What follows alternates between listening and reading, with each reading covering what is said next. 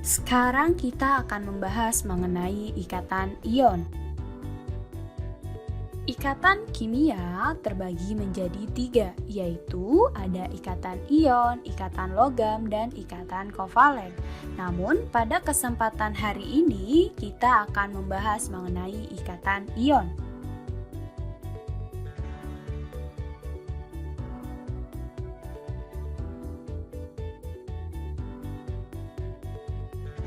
Kita tentu tidak asing lagi dengan namanya garam dapur. Hampir setiap masakan yang kita makan pasti mengandung garam dapur.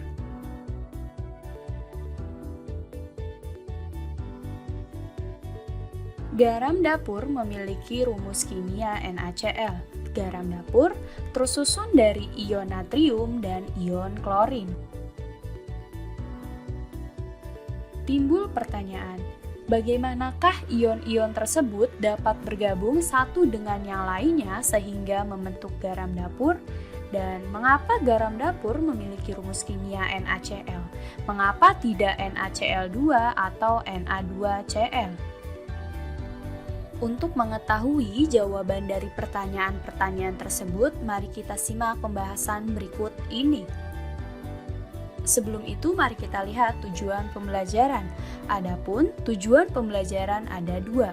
Yang pertama, yaitu peserta didik mampu menjelaskan pengertian ikatan ion. Dan yang kedua, yaitu peserta didik mampu menjelaskan proses pembentukan ikatan ion. Ikatan ion adalah ikatan yang terjadi karena adanya serah terima elektron antara logam dengan non-logam sebagai akibat gaya elektrostatis. Contohnya adalah NaCl. Unsur logam memiliki sifat elektropositif dan unsur non-logam memiliki sifat elektronegatif yang menimbulkan perbedaan keelektronegatifan antara keduanya. Perbedaan keelektronegatifan inilah yang menyebabkan terjadinya serah terima elektron. Elektropositif adalah kecenderungan suatu unsur untuk melepaskan elektron sehingga membentuk ion positif. Sedangkan elektronegatif adalah kecenderungan suatu unsur untuk mengikat elektron sehingga membentuk ion negatif. Yang pertama kita bahas mengenai ikatan antara natrium dan klorin.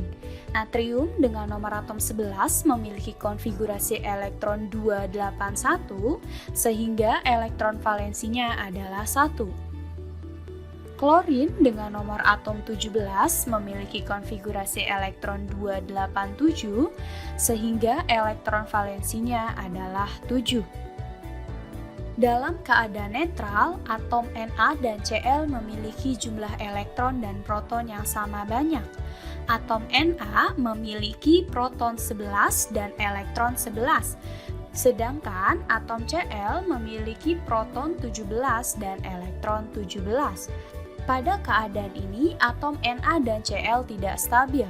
Berdasarkan kaidah oktet, untuk mencapai kestabilan, atom Na akan melepaskan satu elektron, sedangkan atom Cl membutuhkan satu elektron. Lalu, apakah yang terjadi jika atom Na melepaskan elektron dan Cl menerima elektron?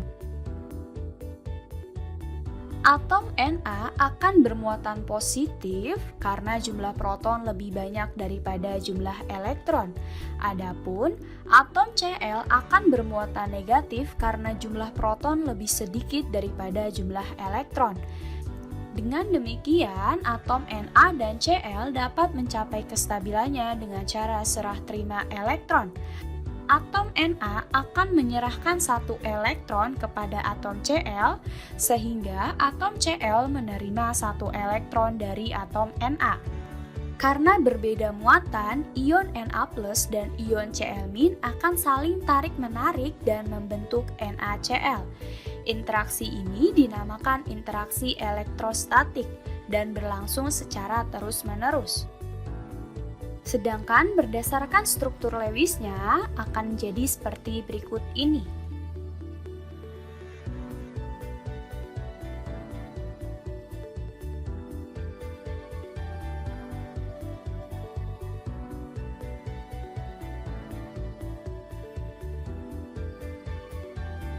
Berdasarkan penjelasan tersebut, maka sebab itu garam dapur memiliki rumus kimia NaCl.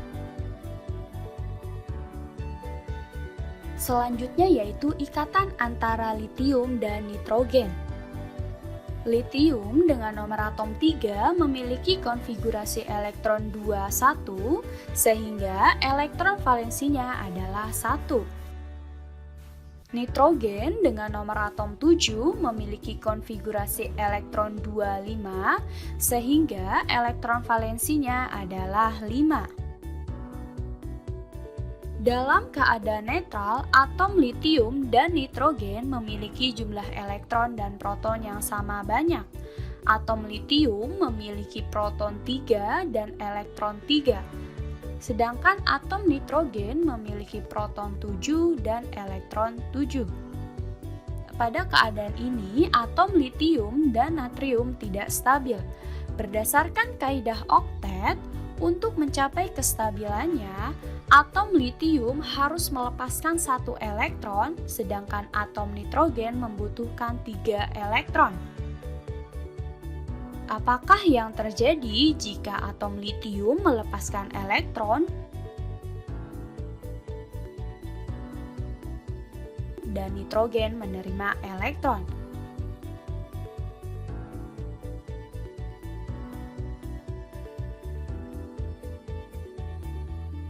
Berdasarkan reaksi dapat dituliskan seperti berikut ini.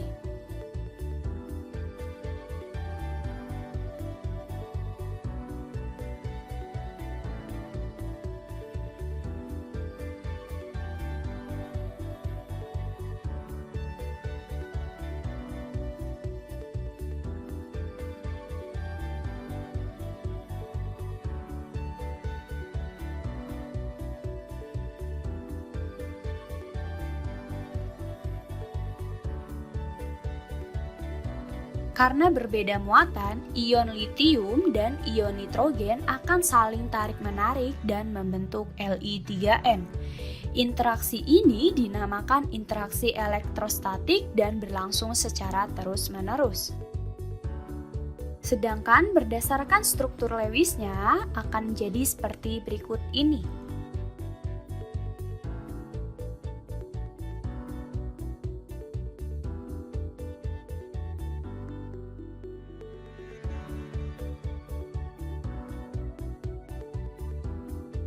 Selanjutnya kita bahas mengenai sifat-sifat senyawa ionik.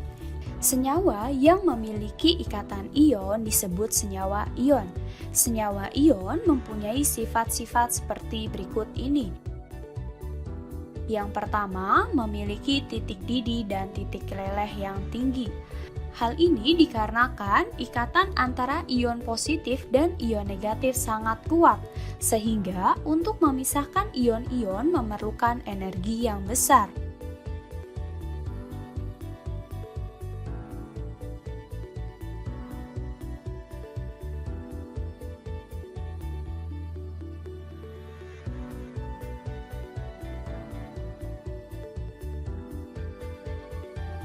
Yang kedua yaitu mudah larut dalam air. Senyawa ion merupakan senyawa polar sehingga mudah larut dalam pelarut yang bersifat polar seperti air. Senyawa polar adalah senyawa kovalen yang dibentuk oleh dua unsur berbeda, di mana keelektronnegatifan pasti berbeda sehingga menghasilkan dipol.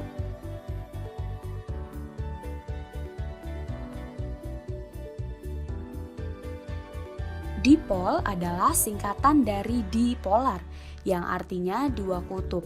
Maksudnya adalah senyawa yang memiliki kutub positif di satu sisi dan kutub negatif di sisi yang lain. Contohnya adalah NaCl yang memiliki nilai perbedaan keelektronnegatifan sebesar 2,1, sehingga ketika NaCl dilarutkan dalam air, maka keduanya akan larut. Yang ketiga yaitu lelehan dan larutannya dapat menghantarkan arus listrik. Hal ini dikarenakan senyawa ion dalam bentuk lelehan maupun larutan larut dengan membentuk ion positif dan ion negatif, sehingga arus listrik akan dibawa oleh ion-ion tersebut.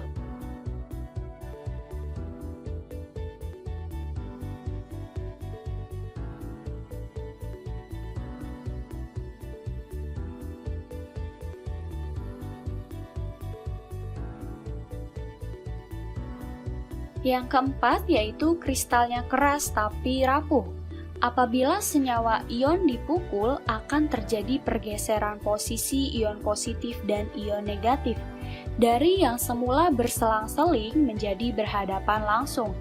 Hal ini menyebabkan ion positif bertemu muka dengan ion positif dan terjadi gaya tolak-menolak. Inilah yang menyebabkan kristal senyawa ion bersifat rapuh, yang dapat diilustrasikan seperti berikut ini.